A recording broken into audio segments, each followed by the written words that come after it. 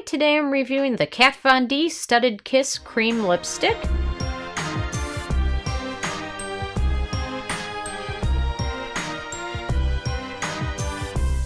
And really quick, I just want to say I purchase all these products with my own money, so you know you can trust my opinion is what I honestly believe. And if you want to help support the channel, click on the Amazon link below before you make your purchase.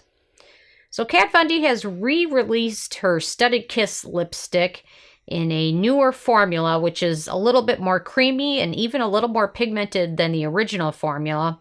And I must say, I love the Studded Kiss lipsticks. I don't love what they do inside my purse, which is open up all of them. This one, I don't know if they've changed the packaging at all, but this one seems to shut a lot more firm and tightly than the other one. So I'm not sure if they changed that at all. I just must say I noticed this stayed closed in my purse, unlike the other ones she has. I got her candy lipstick set, the one with all the rock candy, that's what it was. And every single one of those that I put in my purse opened up, every one of them. This one has not yet, so I love that about it. So I'm not sure they changed that at all. If you know anything, if they did change it, let me know. Anyway, so let me start with my criteria, and I'll let you know what I think and give you some swatches. I'm wearing it right now. The color I picked out is Crucifix, so... number one is the packaging, which I gave it a thumb up for. Had I reviewed the Rock Candy collection and the older versions, I would have not given them a thumb up, but I gave them a thumb up now. I'm hoping this doesn't prove me wrong and open up in my purse, but it hasn't yet, and that's been a couple weeks, so that says something. So I gave it a thumb up there. Number two is alcohol, and I gave it a thumb up there. There's no bad alcohols in here.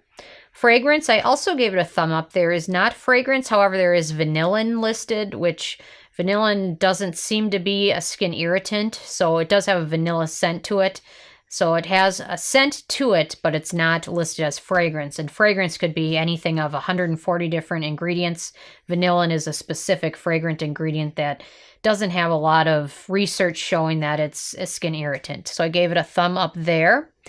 Fourth is manufacturing location. This is manufactured in the U.S., so there's no issues there. Things are definitely highly regulated in the U.S., so to manufacture anyway.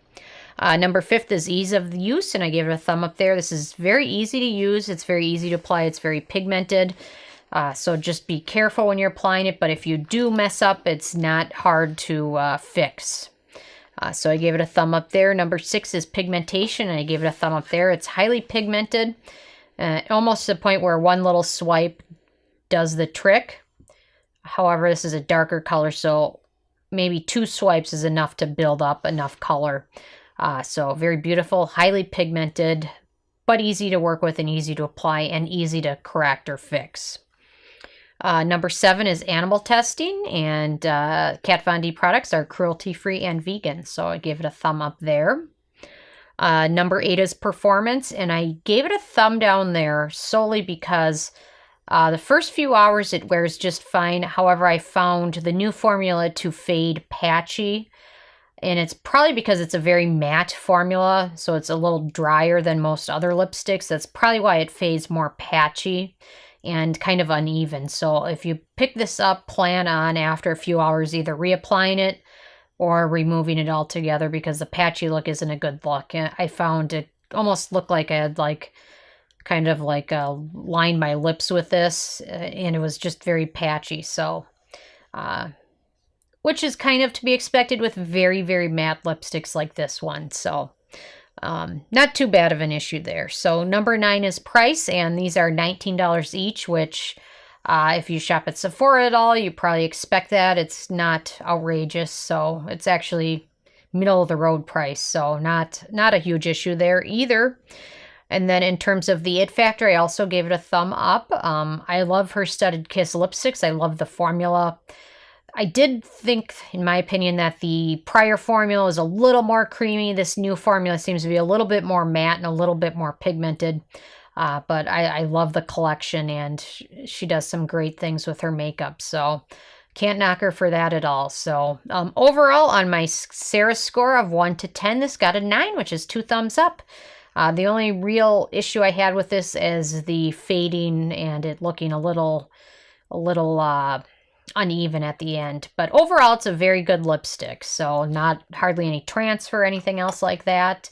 So worth checking out, in my opinion, the new formula. So anyway, I'm interested if you guys have had a chance to try this out yet or not. And my other question is, have you tried the new and the old formula? And what difference did you notice, if any? So leave a comment. And also, if you know anything about the packaging, or have you had any issues with these opening up in your purse and leaving it look like a crayon box exploded? So also leave a comment. So I love hearing from you guys. Feel free to subscribe if you're not already. I come out with at least one new review every day. And check out nobsbeauty.net. Thank you so much, guys.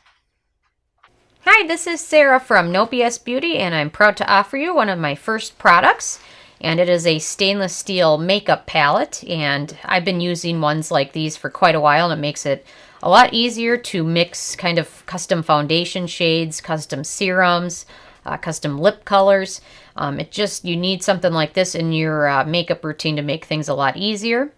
And all the profits from it will go to help the channel, which I'm independent and I purchase all the products with my own money. So definitely all of the profits will go so I can continue to bring you good reviews. But, you know, things I like to use are retinol. Retinol is definitely a good thing to use. But sometimes some of them can be a little too strong. So sometimes I like to mix them with other serums. So I'll use this to kind of custom make my retinol at night.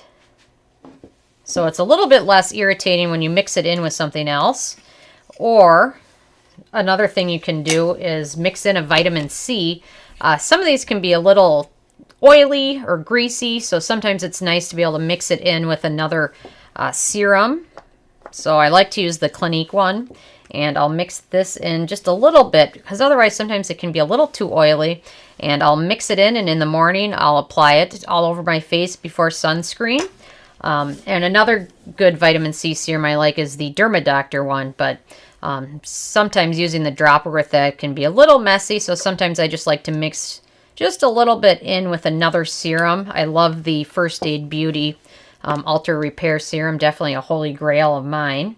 And I like to mix that in with it as well. Or sometimes before I go to bed, if I've got something else going on the next day, I like to mix in a little bit of tanner, self-tanner. But sometimes if you use it alone, it can get a little too orange or a little too dark. So sometimes mixing that in with another serum makes it definitely a lot better and a lot more moisturizing for your skin as well. So definitely something you can use in your serums, or your kind of custom make your own skincare routine by using that and mixing up all these products. So definitely something worth considering there. And I also like to use it to mix in some of my custom foundations. So let me show you that too. Another thing I've been using this palette for is mixing and kind of customizing my own foundation. You can almost create a specific color if you have certain foundations that don't mesh well with your skin tone or even your skin texture. You can almost create your own custom foundation. One foundation I love is the Bare Minerals Bare Pro. However, sometimes I can find it to be a little too drying and almost kind of giving you more of a matte finish. So sometimes I'll mix in a little bit of the Josie Mara and Argan Moonstone drops with it, and then use it. And it kind of helps kind of lessen the color and kind of give it a little bit more of a glowy look. Another thing I like to use is mixing in sometimes with oil with a foundation, and sometimes that gives you more of a dewy look. So sometimes I'll mix that in with the Dr. Jart, and it helps give you a little bit more of a glow to it. So sometimes mix in just a little bit in. And you definitely want to be careful with what you're mixing, just to make sure that the ingredients are compatible, because certain types of foundations don't work well with certain types of other ingredients. But something to consider, definitely. But you can almost create your own custom look. I love this. But sometimes I feel like I need a little bit of a glow to it. So I'll mix in some of my NYX Born to Glow Illuminator with it. So you can definitely do that. Also, Cover FX makes a great, they're custom cover drops, but you can use these to alter the color of any foundation. So this is great to mix that with. Just give it a couple drops there. and then mix that in with another foundation to make it either lighter or darker. The Ordinary Serum foundation is great, but I found it difficult to get the exact color, so sometimes mixing the other colors works well.